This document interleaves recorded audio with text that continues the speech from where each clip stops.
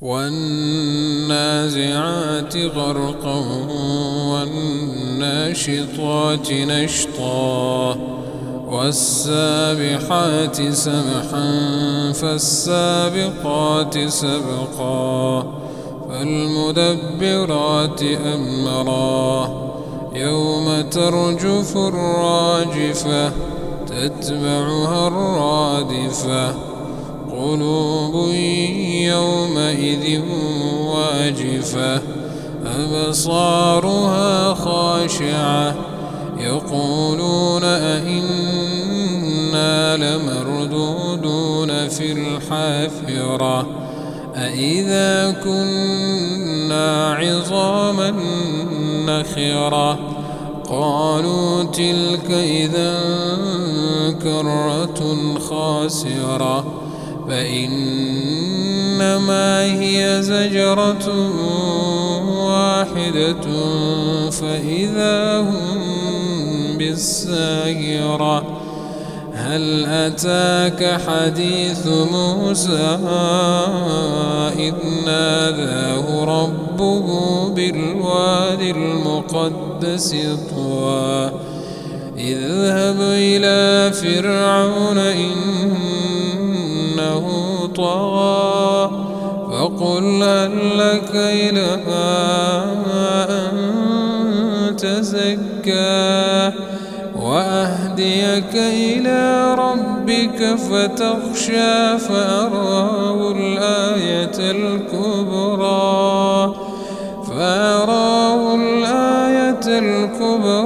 فكذب وعصى ثم أدبر يسعى فحشر فنادى فقال أنا ربكم الأعلى فأخذه الله نكال الآخرة والأولى إن في ذلك لعبرة لمن يخشى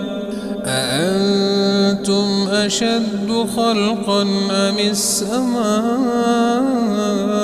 بناها رفع سمكها فسواها وأغطش ليلها وأخرج ضحاها والأرض بعد ذلك دحاها أخرج منها ماءها ومرعاها والجبال أرساها متاعا لكم ولأنعامكم فإذا جاءت الطامة الكبرى يوم يتذكر الإنسان ما سعى وبرزت الجحيم لمن يرى فأما من طغى وآثر الحياة الدنيا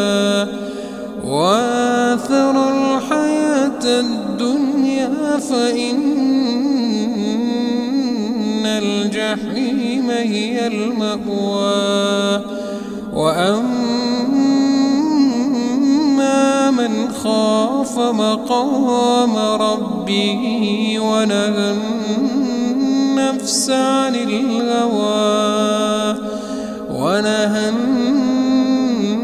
النفس عن الهوى فإن الجنة هي المأوى يسألونك عن الساعة أيان مرساها فيما أنت من ذكراها إلى ربك منتهاها إنما